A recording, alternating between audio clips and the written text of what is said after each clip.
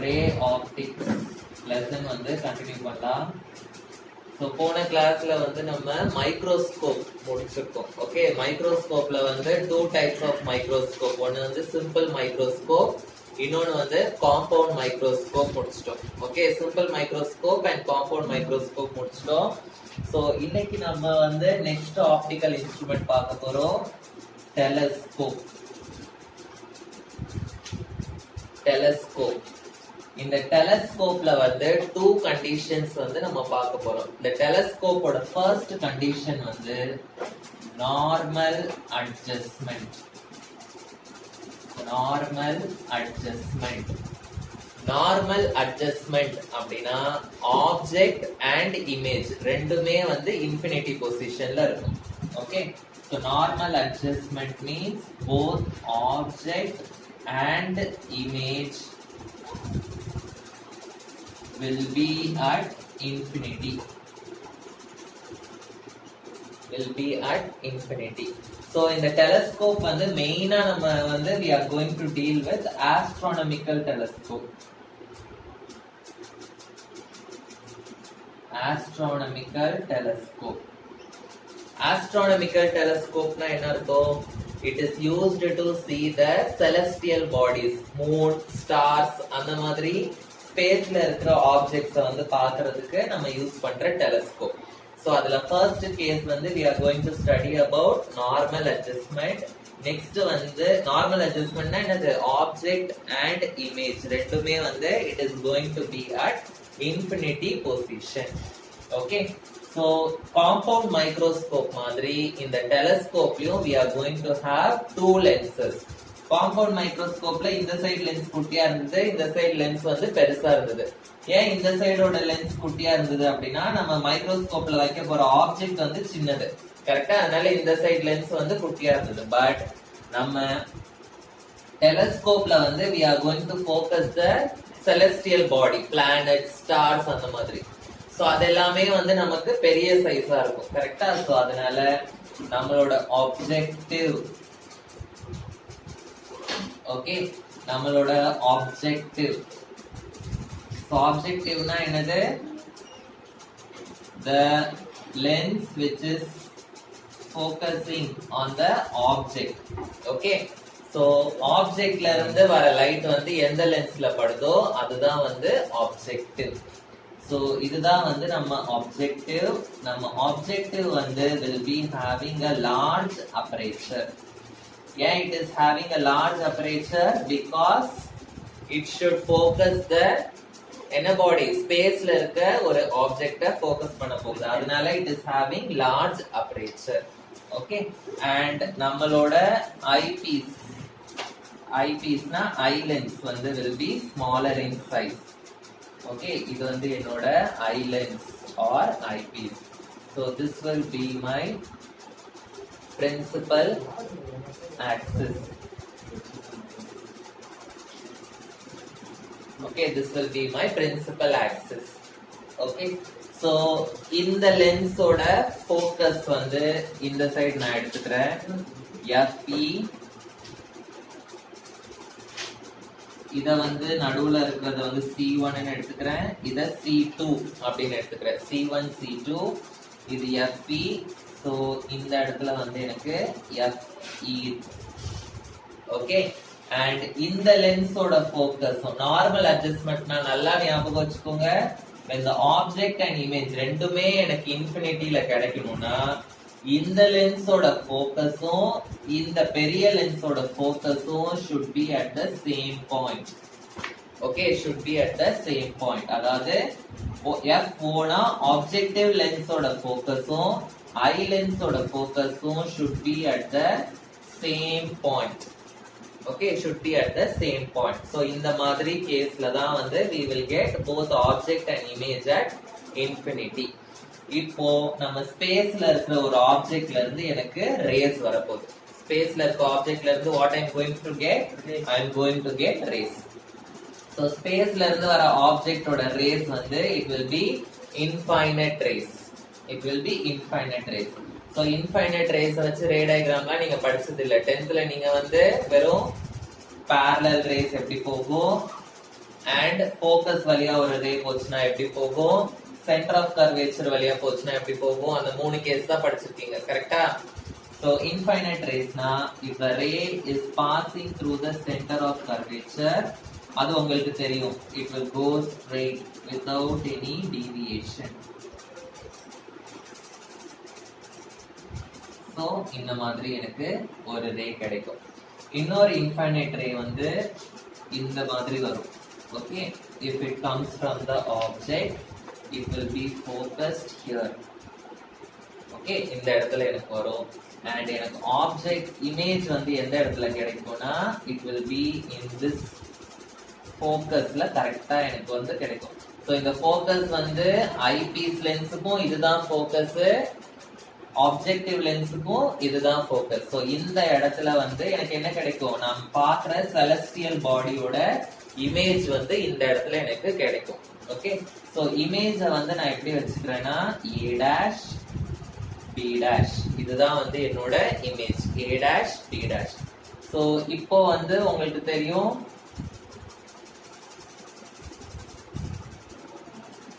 இந்த இமேஜ் தான் வந்து இந்த லென்ஸோட என்னது ஆப்ஜெக்ட் அப்படின்னு. ஓகே, ஸோ இப்போ ரே இஸ் parallel என்ன ஆகும், if it is parallel to the lens it will pass through the focus, கரெக்டா. and if a ray வந்து is passing through the center of curvature it will go straight without any deviation. so எனக்கு object வந்து image வந்து I will be getting in the infinity position. இந்த இடத்துல எங்கேயுமே meet ஆகாது. I will be getting the image in the infinity position. புரியுதா, இந்த diagram புரியுதா? எஸ். ஸோ இது வந்து என்னோட a dash b dash, இதுதான் வந்து என்னோட இமேஜ். இப்போ நான் என்ன கண்டுபிடிக்கணும், இது இப்போ டெலஸ்கோப்ல இந்த ரே எப்படி வரும், இதோட இமேஜ் எங்க, அண்ட் இந்த இமேஜ் வந்து இந்த லென்ஸோட ஆப்ஜெக்ட். ஸோ இமேஜ் வந்து எனக்கு இன்ஃபினிட்டில வருது. ஸோ இமேஜும் இன்ஃபினிட்டில வருது, ஆப்ஜெக்டும் இன்ஃபினிட்டில இருக்கு. ஸோ அதுதான் வந்து என்னோட நார்மல் அட்ஜஸ்ட்மெண்ட். ஸோ இப்போ நான் என்ன கண்டுபிடிக்கணும்னா I should find out my magnification. So magnification formula வந்து நம்ம ஆல்ரெடி சிம்பிள் மைக்ரோஸ்கோப்லயும் போட்டிருக்கோம், காம்பவுண்ட் மைக்ரோஸ்கோப்லயும் போட்டிருக்கோம். ஸோ மேக்னிஃபிகேஷன் ஃபார்முலா என்னது, angle subtended by the image divided by angle subtended by the object. So angle subtended by the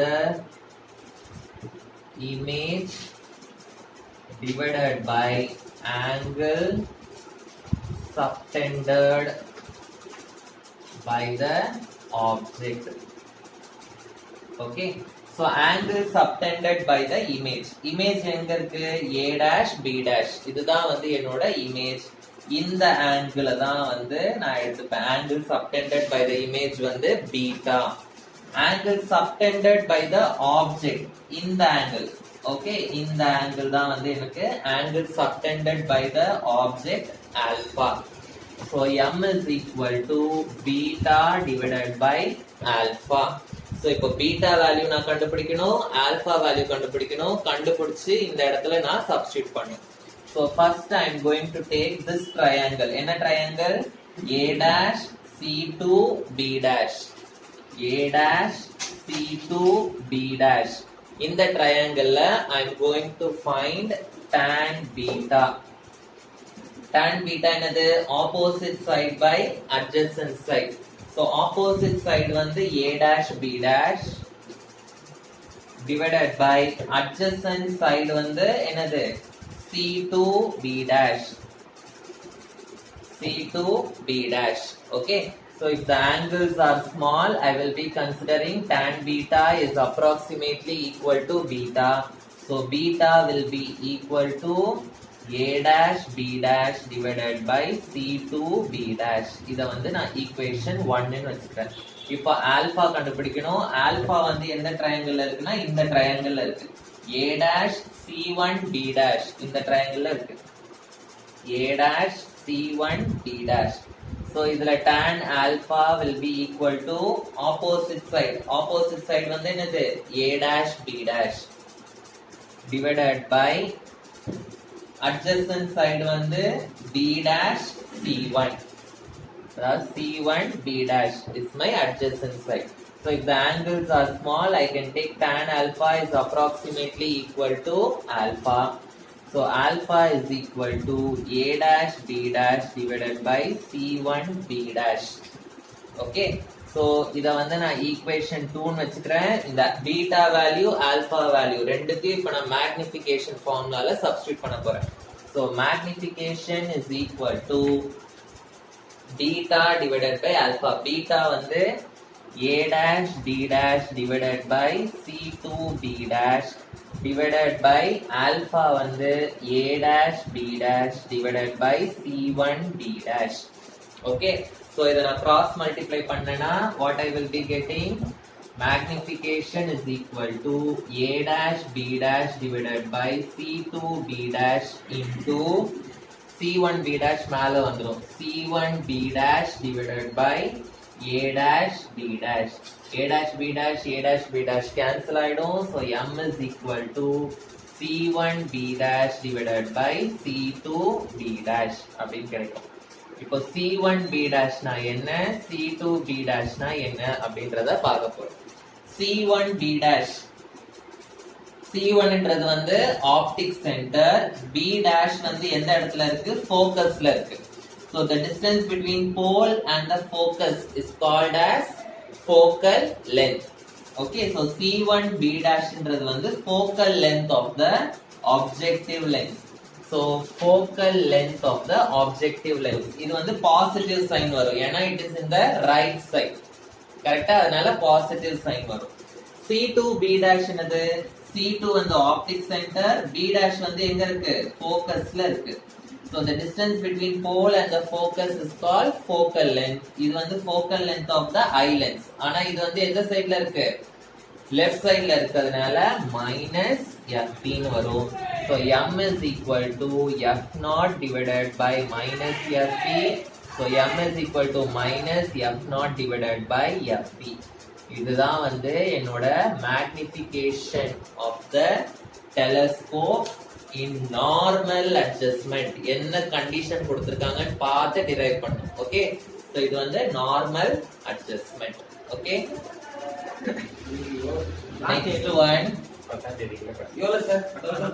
next one telescope. Okay, so next condition of the telescope. First condition வந்து normal adjustment படிச்சோம். next condition வந்து என்ன அப்படின்னா, image is formed at the least distance of distinct vision. Least distance of distinct vision. அது வந்து capital D. Least distance of distinct vision நான் என்னன்னு சொல்லியிருக்கேன். கரெக்டா? அந்த டிஸ்டன்ஸ்ல நம்ம ஃபோக்கஸ் பண்ணும்போது தான் எனக்கு வந்து ஷார்ப்பான இமேஜ் கிடைக்கும். அந்த டிஸ்டன்ஸ் தான் வந்து least distance of distinct vision. Okay, so நம்ம போன நார்மல் இதுல வந்து நமக்கு இந்த லென்ஸோட ஃபோக்கஸும் இந்த லென்ஸோட ஃபோக்கஸும் ஒரே இடத்துல இருந்தது. ஆனா இதுல வந்து கொஞ்சம் வேற மாதிரி இருக்கும். ஓகே, சோ ஃபர்ஸ்ட் நம்ம வந்து நம்மளோட ஆப்ஜெக்டிவ் வரைஞ்சுக்கலாம்.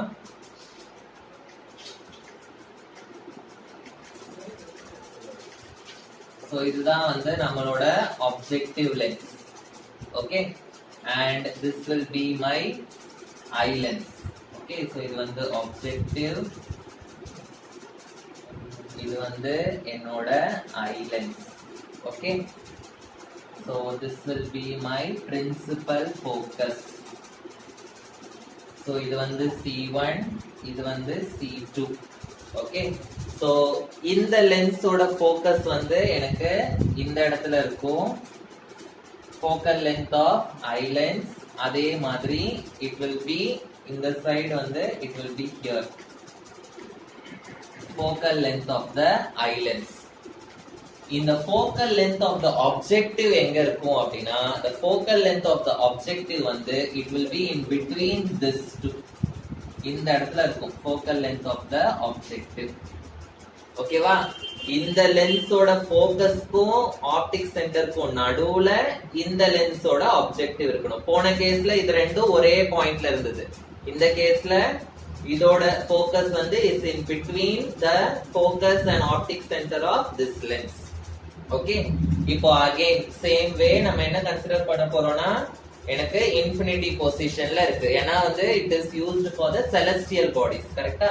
சோ இன்ஃபினிட்டி பொசிஷன்ல இருக்கும்போது சோ எனக்கு எப்படி வரும் image? if the image is passing through the center of curvature, okay, it will go straight without any deviation. இது நமக்கு தெரியும். ஸ்கேல் வச்சு வரைஞ்சுக்கோங்க. ஓகே, and இன்னொரு ray of light இப்படி வருது அப்படின்னா it will bend and இந்த இடத்துல எனக்கு வந்து இமேஜ் ஃபார்ம் ஆகும். அந்த மாதிரி வந்து பெண்ட் பண்ணிக்கோங்க. எப்பவுமே F0ல தான் வந்து இமேஜ் ஃபார்ம் ஆகும். அந்த மாதிரி நீங்க ரே வரைஞ்சுக்கோங்க. ஓகே, சோ இந்த F0ல இருக்கிற இமேஜ் வந்து I am naming it as A dash B dash. So இதுதான் வந்து எனக்கு இந்த லென்ஸோட object. So if a ray of light is traveling parallel to the principal axis, என்ன ஆகும்? After reflection it will pass through the focus. Okay, and if a ray of light is passing through the center of curvature, it will go straight without any deviation. So இப்போ இது ரெண்டுத்தையும் நான் extend பண்ணும்போது எனக்கு என்ன ஆகும்? It will meet at a particular point. இந்த பாயிண்ட்ல எனக்கு அதோட இமேஜ் வந்து எனக்கு கிடைக்கும். ஓகே, சோ இந்த image I am naming it as A double dash B double dash. Okay, A double dash and B double dash. புரியுதா இந்த டயகிராம்? சோ இதுல வந்து ஆப்ஜெக்ட் மட்டும் தான் இன்ஃபினிட்டி, இமேஜ் வந்து இன்ஃபினிட்டி கிடையாது. அதையும் வேணா நோட் பண்ணிக்கோங்க. ஆப்ஜெக்ட் வந்து இஸ் அட் இன்ஃபினிட்டி, இமேஜ் வந்து எங்க இருக்கும்? Image will be at the least distance of the distinct vision. அந்த இடத்துல இருக்கும் இமேஜ். ஓகேவா? சோ இப்போ இதுக்கு நம்ம மேக்னிஃபிகேஷன் கண்டுபிடிக்கலாம். மேக்னிஃபிகேஷனோட ஃபார்முலா என்னது? Angle subtended by object image divided by angle subtended by object. Angle subtended by image divided by angle subtended by object. Angle subtended by image எங்க இருக்கும்? இதுதான் வந்து இந்த இதோட இமேஜ் இங்க இருக்கும். சோ இதான் என்னோட டோட்டல் இமேஜ். கரெக்ட்டா? சோ இதுதான் வந்து என்னோட angle subtended by the image beta. Angle subtended by the object எங்க இருக்கும்? alpha. இதுதான் வந்து என்னோட alpha. Okay, angle subtended by the object. So m is equal to beta by alpha. So beta value கண்டுபிடிக்கணும், alpha value கண்டுபிடிக்கணும். கண்டுபிடிச்சு ரெண்டுத்தையும் இந்த ஃபார்முலால சப்ஸ்டிட்யூட் பண்ணனும். So beta value க்கு I will be taking this triangle. கரெக்ட்டா? So triangle A dash C2 B dash. இதுல இருந்து எனக்கு tan beta என்ன கிடைக்கும்? Tan beta is equal to opposite side. A dash B dash divided by adjacent side வந்து A dash C2. So if tan beta is small na, tan beta I can consider it as verum beta. So my beta value will be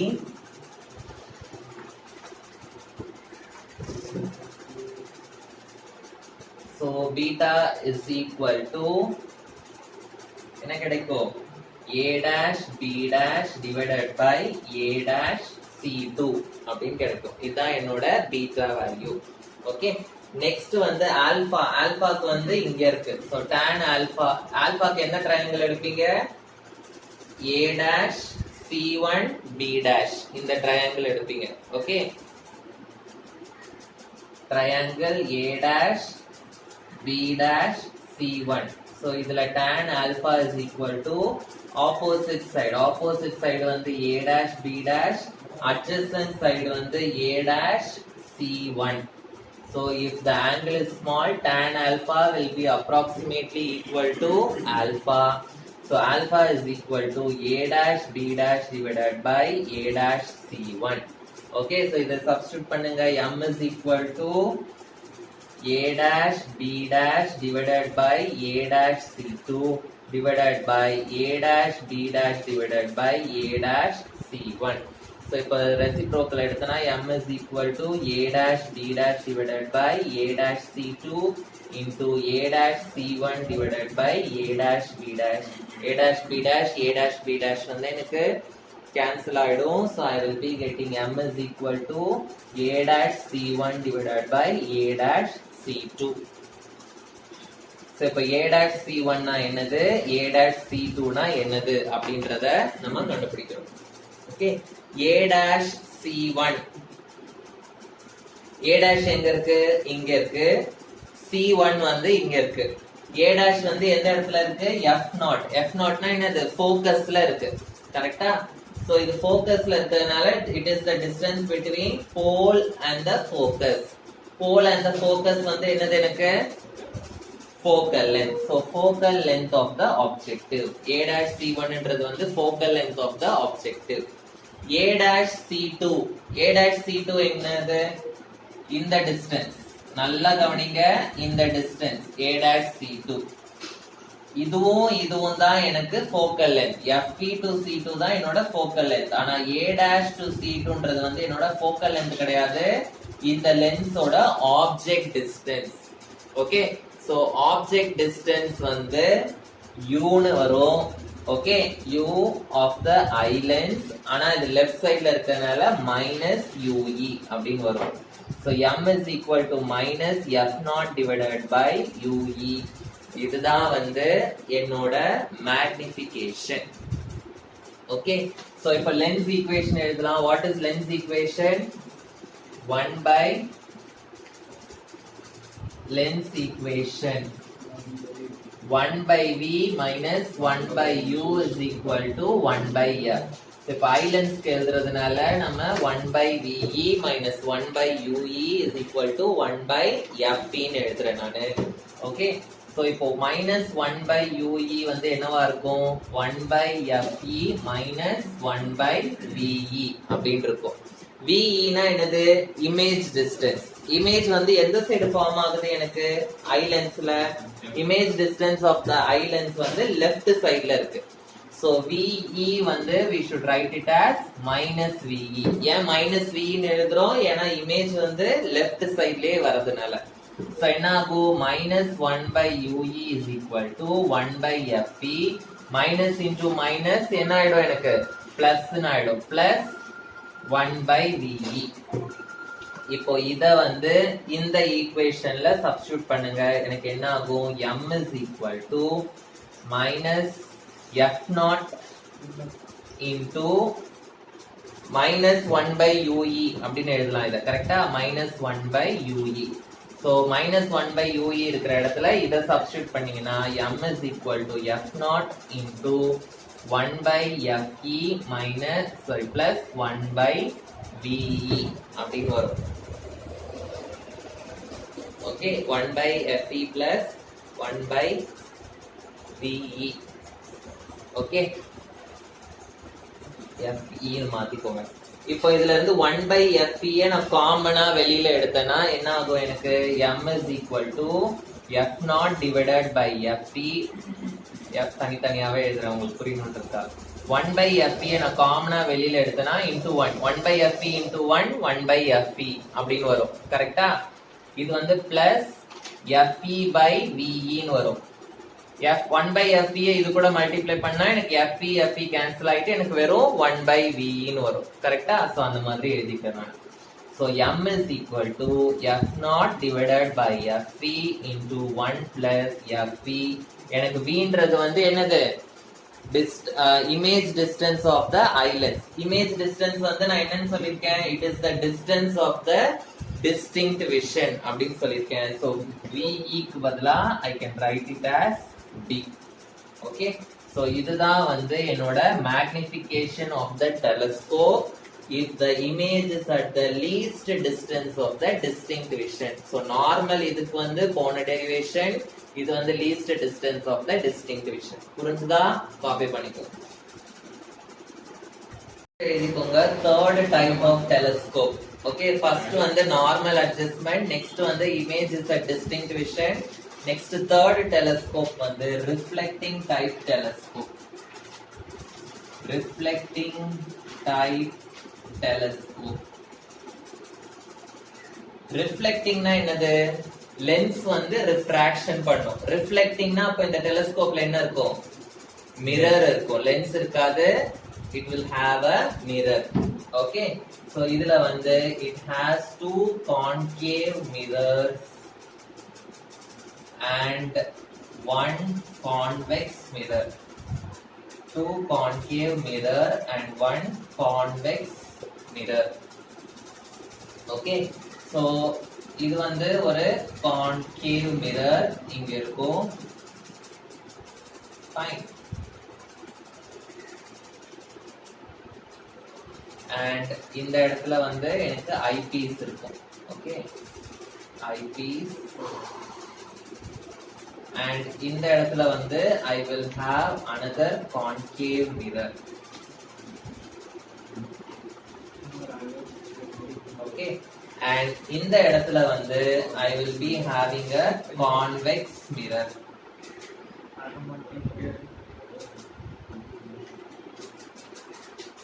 convex மிரரை இந்த side திருப்பி வச்சிருக்காங்க. ஏன் இது கான்கேவ்னு கேட்காதீங்க. ஓகேவா? இது கான்வெக்ஸ் மிரர். ஓகே, இந்த சைடு திருப்பி வச்சிருக்காங்க. புரியுதா? இப்போ இந்த டெலஸ்கோப்பை வந்து டிசைன் பண்ணவர் வந்து நியூட்டன். நியூட்டன் தான் வந்து இந்த டெலஸ்கோப்பை டிசைன் பண்ணாரு. இத வந்து far off object, far off celestial ஆப்ஜெக்ட்ஸை வந்து என்ன பண்றது, ஃபோக்கஸ் பண்ணி கிளியரா பாக்குறதுக்காக இத வந்து டிசைன் பண்ணாரு. ஓகேவா? இப்போ இந்த டெலஸ்கோப்போட மாடிஃபைடு வெர்ஷன், அட்வான்ஸ்டு வெர்ஷன்லாம் வந்துருச்சு. ஓகேவா? ஆனா ஏர்லியா நியூட்டன் பண்ணன இந்த டெலஸ்கோப் வந்து இந்த மாதிரி தான் இருக்கும். ரெண்டு கான்கேவ் லென்ஸ், ரெண்டு கான்கேவ் மிரர், ஒரு கான்வெக்ஸ் மிரர். இப்போ தூரத்துல இருக்கிற ஆப்ஜெக்ட வந்து ஃபோக்கஸ் பண்ணும்போது உங்களுக்கு தெரியும், இன்ஃபினிட்டில இருக்கிற ஆப்ஜெக்ட்ஸ்ல இருந்து வர ரேஸ் வந்து they are considered as parallel rays. They are considered as parallel rays. So parallel rays வந்து மிரர்ல பட்டு after reflection they will go like this. Okay, அதே மாதிரி இந்த மிரர்ல இருந்து வர ரே வந்து it will fall like this.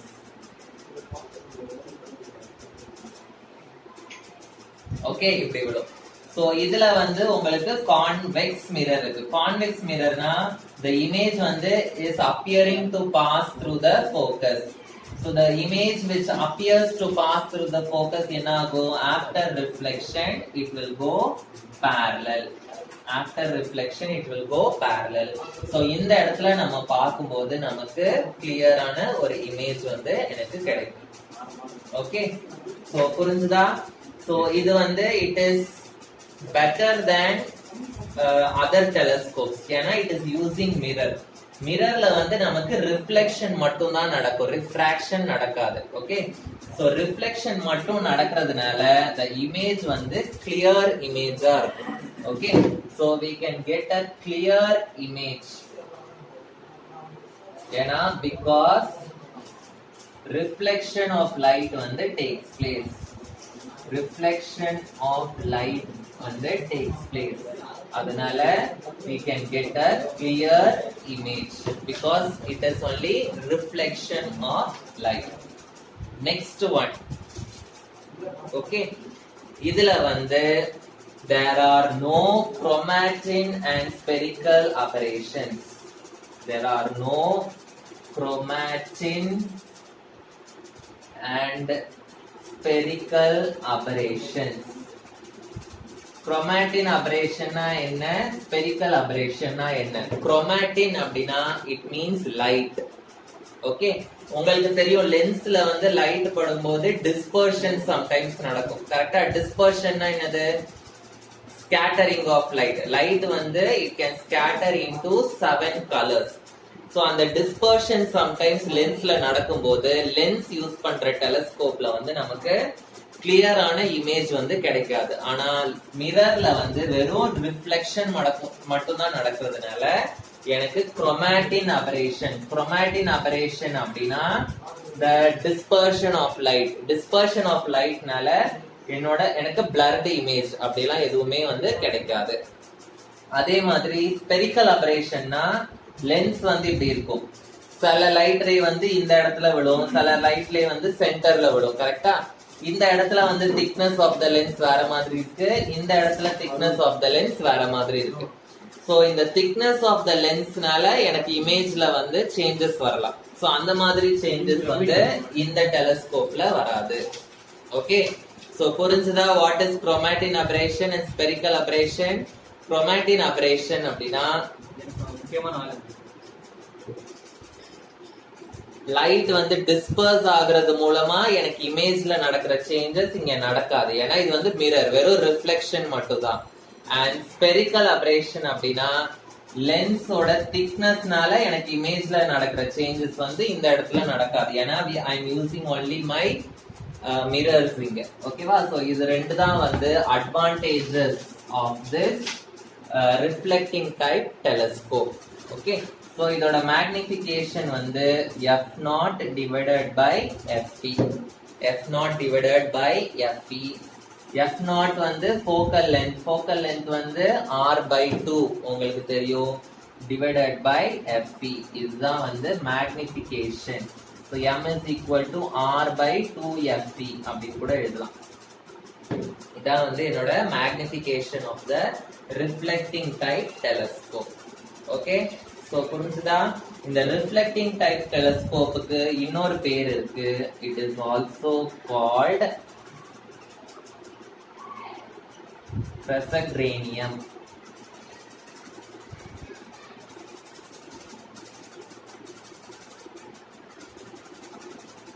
Cassegrainium. Okay, so reflecting type telescope கேட்காம explain about Cassegrainium அப்படின்னு தான் நிறைய வாட்டி கேட்பாங்க. ஸோ அந்த நேம் வந்து உங்களுக்கு தெரியணும். இந்த நேமை சொன்னவர் வந்து நியூட்டன், ஏன்னா அவர் கண்டுபிடிக்கும் போது சொன்ன நேம். ஓகே, ஸோ இதோட we are completing the ray optics chapter. Okay, so from next class, நாளைக்கு வந்து கெமிஸ்ட்ரி, அதுக்கு அடுத்த கிளாஸ்ல வந்து we will be continuing the first lesson in physics, electrostatics. Okay, thank you.